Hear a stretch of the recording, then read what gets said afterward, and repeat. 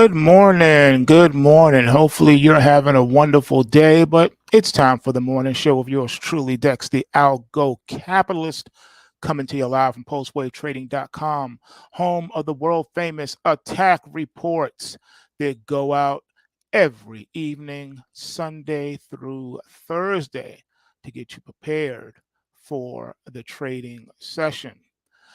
So, as you know, we had our FOMC yesterday, and they basically didn't do a thing. They left rates just the way they are, and that sparked a little bit of questionable price action.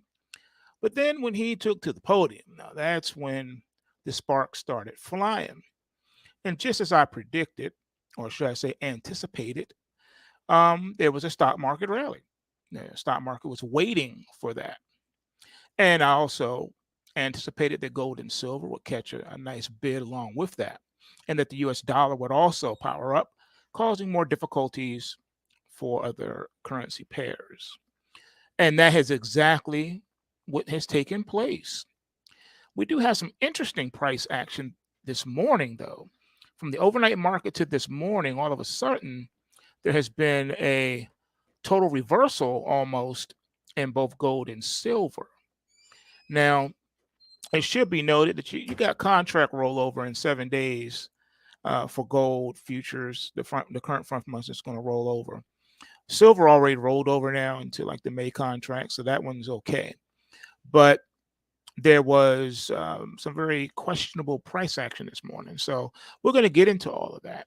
Also, we do have some market news for you, what's going on today that you need to be made aware of.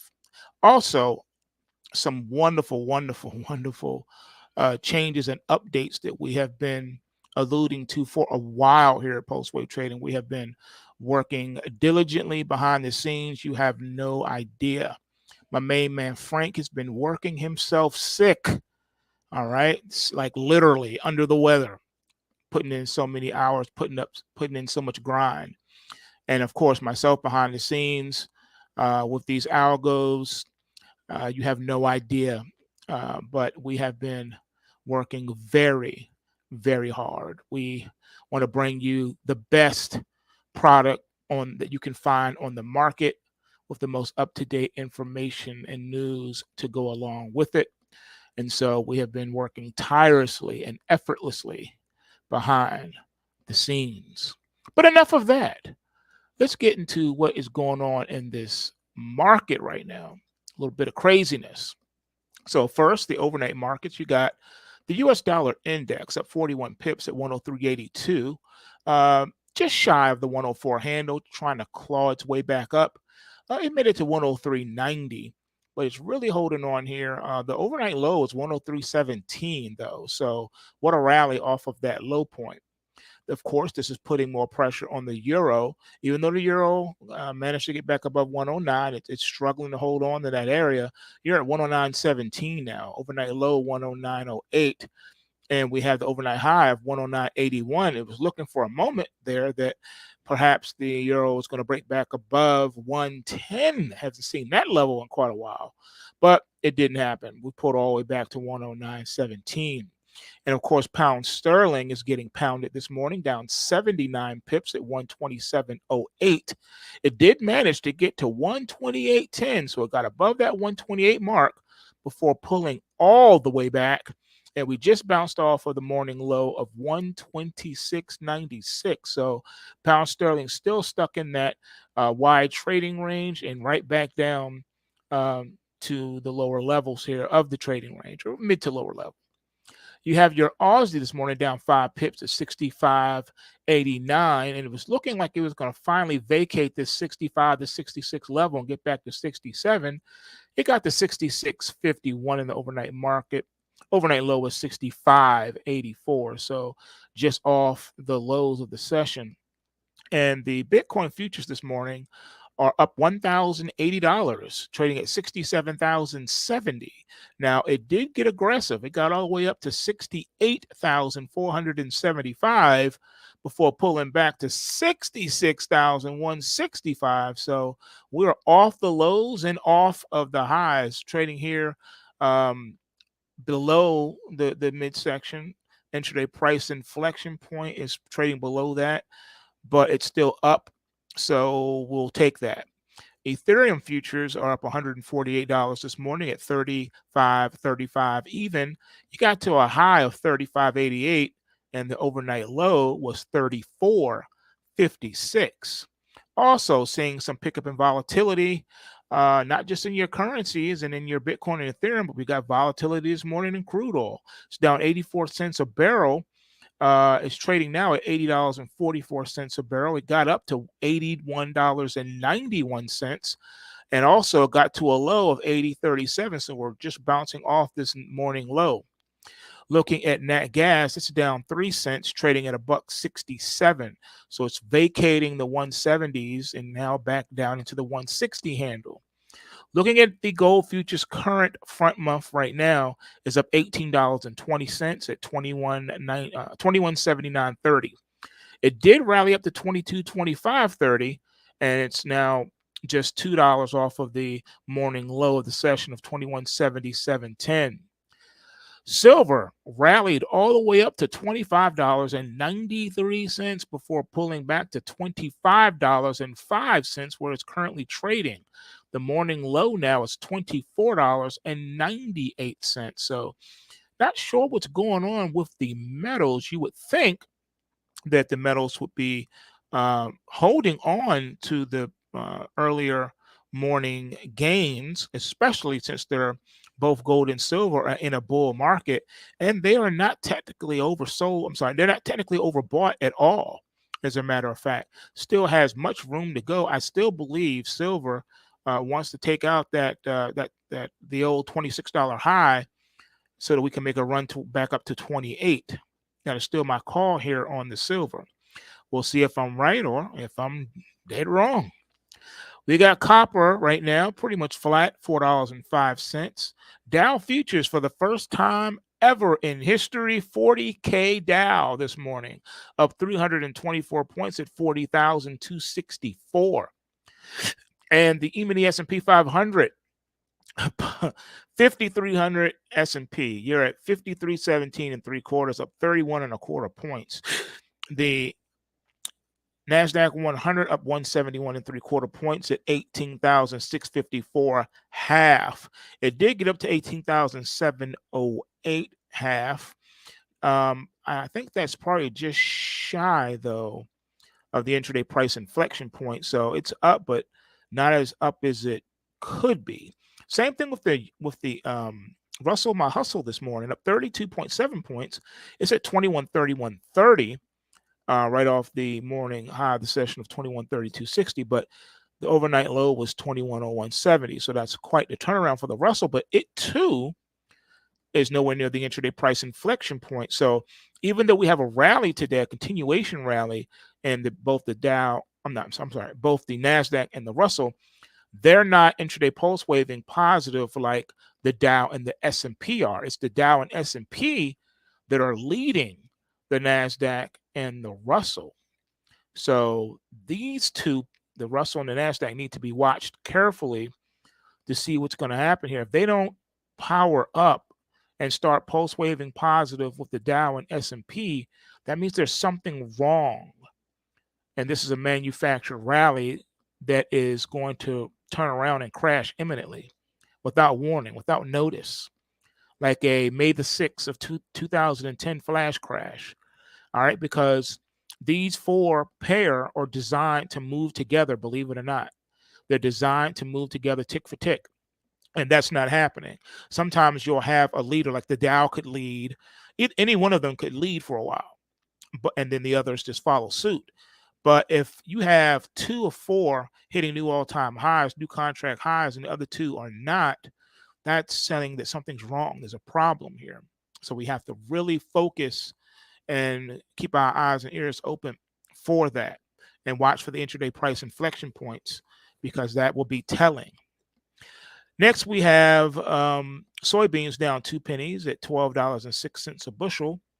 Corn up a penny at $4.40 a bushel, and wheat up a penny at $5.46 per bushel. So that's how the markets are shaping up from the overnight to the opening bell. We're now an hour and a half into the trading session.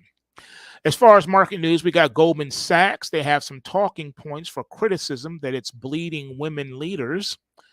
Reddit is going public, but advertisers say it still has to prove its worth to them. And workers are getting away with being more productive, and it's not because of AI. But bracket bonanza, welcome to the madness. College basketball takes center stage this weekend with the first rounds of men's and women's championship tournaments kicking off today and tomorrow, respectively. You know what? I think I may want to play some, college basketball '08 on the PlayStation 3. I think I may have to go ahead and put that in there. Or I may play the college hoops '08 one from, I think it's '08. It's either '05 or '08 on the original Xbox. I think I may have to play one or both of those in celebration over the weekend. We'll see. All right, so the tourneys, which include 68 teams in a win or go home format, are largely viewed as one of the best sporting events in the U.S. And they have 8 of the biggest storylines following these brackets. And check it out. First one, the AI race versus the Ozempic effect. So you also have in your March Madness when it comes to this recession or no recession, U.S. economy, finance thing going on here. So peep it. Identifying the top seed wasn't tricky. Artificial intelligence is all anyone wants to discuss. The tech is all encompassing and top focus of the biggest companies in the world and could append everything we do. But weight loss drugs are also projected to have some massive economic implications. And they're reshaping people's relationships with food. So, who do you think is going to come out on top? The AI race versus the Ozempic effect? Which one is going to win out in the end? Then the second seed bracket is interest rates versus U.S.-China relations. The biggest question in the market is when the Federal Reserve will lower rates. Now, a cut could open up the M&A and IPO markets, boost stocks, and give consumers relief. China doesn't have a direct impact on U.S. businesses as interest rates, but it's not far behind. And if you just take a look at the EV market, so you got that bracket. Which one's going to win? Which is going to win out? What's going to happen first? Interest rates being lowered or improvement with U.S.-China relations? Go ahead and take your pick on that one. All right, second from the last, U.S. presidential election versus boomers' retirement. This year, presidential elections might be a rematch, but both candidates come with plenty of surprises. Speaking of older people, boomers are entering their retirement era, which has many knock-on effects. So what is going to win out on this one? The U.S. presidential election? Are the people going to get the president that they want, or are they going to get the president they deserve? Versus boomers' retirement. Is their retirement going to catch a break, or is everything about to go up in puff smoke because the stock indices are going to face a flash crash? Very good questions. Future of social media versus streaming wars. And this is our last bracket. Potential TikTok ban, the future of X under Elon Musk, Instagram's comeback. Social media is at unique crossroads. Another form of entertainment, movies and television, has also reached a tipping point. And it's not just about changing how we watch TV, but how advertisers reach us. So who's going to come out the winner here? All right. So the future of social media versus the streaming wars. We'll see which one wins out in the end. All right. The Fed holds the line on interest rates. So in case you hadn't heard, the central bank continued its pause on interest rate hikes. Fed Chair Jerome Powell said he's not looking too far ahead and wants more data that gives us higher confidence that inflation is moving toward 2%. How November's election will impact stocks. Well, UBS mapped out how 4 different election outcomes, like a blue or red sweep, would affect stocks. While we're obliged to remind investors that portfolio construction is best treated as an apolitical exercise, the next 8 months are likely to be exceptionally distracting, the bank wrote in its report. Goldman Sachs is in damage control mode amid criticism that it's bleeding women leaders. In a 12-point memo, they stated and admitted that the firm hasn't gone far enough to advance female employees' careers. And he was responding to a Wall Street Journal story that detailed concerns about Goldman Sachs' lack of senior female leaders. The front page of the internet is ready to go public. Reddit is set to list on the New York Stock Exchange today. Its price is initial public offering at $34 a share, valuing the social media platform at around $6.4 billion. AI investments are getting too frothy for venture capitalists these days. As the AI gold rush overtakes Silicon Valley, venture capitalists are scrambling to get in on the action. Some investors, however, believe that they've been struggling to find viable deals as prices skyrocket. Microsoft's latest hiring spree came amid concerns about OpenAI. The tech giant said on Tuesday that it had snapped up Inflection CEO Mustafa Suleyman and co-founder Karen Simonian to lead a new AI team. It's a sign Microsoft wants to be less reliant on OpenAI after its CEO, Sam Altman, was dramatically ousted and then rehired in November. America's productivity is soaring, and it's not thanks to AI. Strong economic growth and a stable labor market have worked getting better and more efficient at their jobs. So the workers, since they're getting better and more efficient at their job posts, that's great news for the U.S. economy and companies, those worried about inflation, and even the stock market as a whole. Amazon is quietly developing a new AI search tool internally called Project TIA. The new feature can create images based on shopper queries and product photos. It's intended to help Amazon become a source of shopping inspiration. Elon Musk's Neuralink just revealed its first human trial patient. Nolan Arba, a 29-year-old quadriplegic, received a brain chip implant in January. In a live stream on X Wednesday, he said the chip is not perfect, but has already improved his life by giving him the ability to play video games for hours on end without having to rely on his family members. Today's earnings, FedEx and Nike are among those companies reporting today. So I know that's a wallop pack full of news today, right? It's a lot to digest. And we are watching things. We're watching things closely here to see how things turn around. But it's looking like it's going to be interesting, to say the least. Remember, markets can remain a lot more illogical longer than you can remain solvent. So don't fight the trend, just go with it. There's a time to counter trend trade, and then there's a time to trade with the trend. So you got to do what you got to do, even though things don't make sense. And I don't think things are going to start making sense for a long, long time, because there's just so much going on right now. And people are really struggling to try to understand what's happening. So, yeah, a lot going on, folks, but keep your head up. And of course, if you are doing what you're supposed to be doing, then you're smashing that like button, you're subscribing if you haven't done so already to that, because you know you need to do it. You got to get with the program. And remember, the system works if you work the system. Bulls make money, bears make money, and pigs get slaughtered. So remember to take what you can and give nothing back. Hope you got something out of today's morning show. And with that, I'll say catch you on the next one. Peace out.